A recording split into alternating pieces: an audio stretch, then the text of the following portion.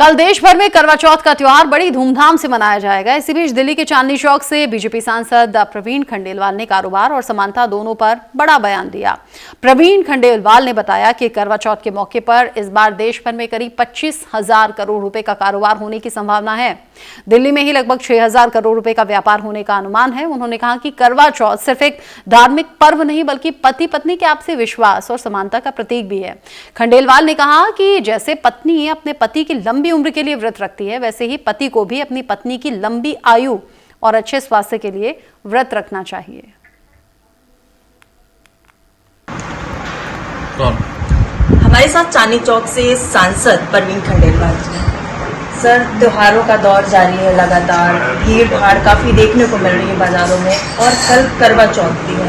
इसको लेकर के क्या आपकी तरफ से चांदनी चौक के जो व्यापारी हैं, जो दुकानदार हैं, क्या कुछ निर्देश दिए गए? देखिए, इस समय त्योहारी सीजन शुरू हो गया है और बाज़ारों में लगातार कस्टमर्स का जो फुटफॉल है वो बढ़ता जा रहा है और एक मोटे अनुमान के अनुसार कल करवा चौथ के दिन देश में लगभग 25,000 करोड़ रुपए का कारोबार होने की संभावना है। दिल्ली में ये कारोबार लगभग 6,000 करोड़ रुपए का होना चाहिए, ऐसा अभी तक का अनुमान है। तो इस नाते से करवा चौथ पूरे भारत में एक बहुत ही पवित्र पर्व के रूप में मनाया जाता है, जिसमें पत्नी अपने पति की दीर्घायु के लिए व्रत रखती है। लेकिन हमारा ये भी मानना है कि यदि पत्नी अपने पति की दीर्घायु के लिए व्रत रखती है तो पति को भी अपनी पत्नी की दीर्घायु और उसके स्वास्थ्य के लिए व्रत रखना चाहिए। यही जेंडर इक्वालिटी जिसकी बात हम सब लोग आए दिन करते रहते हैं। क्या प्रवीण खंडेलवाल जी ने व्रत रखा है इससे पहले और रखेंगे इस बार? मैं पिछले 20 साल से करवा चौथ के व्रत को रखता आया हूँ और उसी प्रकार से व्रत रखता हूँ जिस प्रकार से मेरी पत्नी रखती है। और कल भी करवा चौथ है तो मैं कल भी व्रत रखूँगा। केवल इससे ये विश्वास पनपता है पति पत्नी के बीच में कि हम एक दूसरे के सुख दुख में साथ हैं।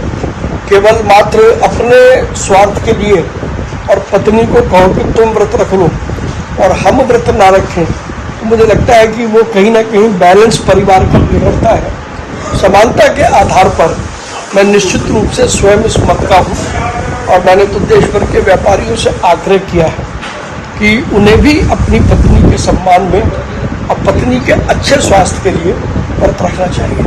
आपका कहना है कि जो पुरुष हैं उनको भी कहीं ना कहीं व्रत जो है रखना चाहिए, जो लोग नहीं रखते हैं पहले से, क्योंकि अब तो ऐसा होने लगा है ट्रेंड में कि जो नई नई शादियां हो रही हैं वो लड़के व्रत रख रहे हैं, लेकिन पहले ज्यादातर लोग नहीं रखते थे। एक आध लोग जो है, जैसे कि आपने बताया कि आप रहते आए हैं, तो क्या अब उन लोगों को भी व्रत रखने की आप सलाह दे रहे हैं?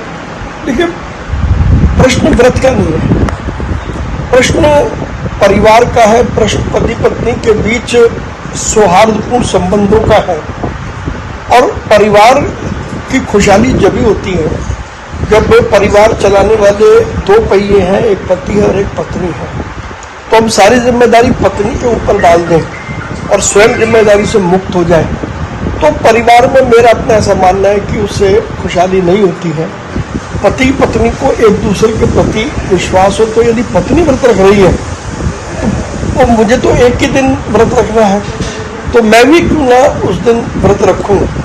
और ऐसा यदि लोग करेंगे तो मेरा विश्वास है कि आज जो परिवारों में जो ताना बाना टूट रहा है, हर छोटी बड़ी बात पर परिवार टूटते हैं, कम से कम ये समस्या हल होगी। एक दूसरे के प्रति समझ भी बढ़ती है और आपसी विश्वास भी बढ़ता है। बहुत बहुत शुक्रिया हमारे साथ बात करने के लिए। कैमरा पर्सन आकाश के साथ शालू चौहान, न्यूज इंडिया, दिल्ली।